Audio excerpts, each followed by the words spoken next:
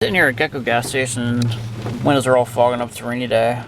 Right, so we're sitting here at the gas station, so what could happen at the gas station that's bad? A fire. So we're sitting here, let's see, fire extinguisher there's one on each post, and we look over here. See where the fire extinguisher is, and it says emergency shut off?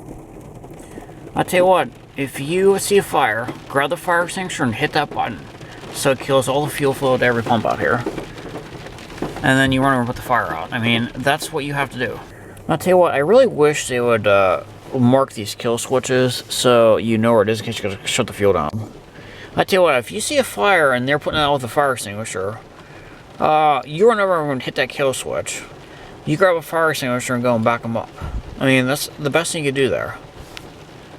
I tell you what, there's no worse feeling in the world than you having a fire under control, and next thing you know, your extinguisher is exhausted and you see the fire you had under control growing with no backup in sight. I mean, I will tell you, what would make you feel better? An emptying extinguisher, watching the fire you had under control growing, or people coming in all directions to back you up? I mean, you see what I mean there? And if you see somebody putting out a fire with a fire extinguisher and there's still fuel flowing, you go over and hit that kill switch and get a second fire extinguisher and back them up. I want to point out another thing. Do you see this banner up there that is flammable?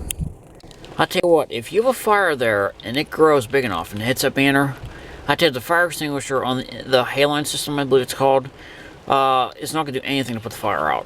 If it hits that banner up there, I mean the whole place will go up.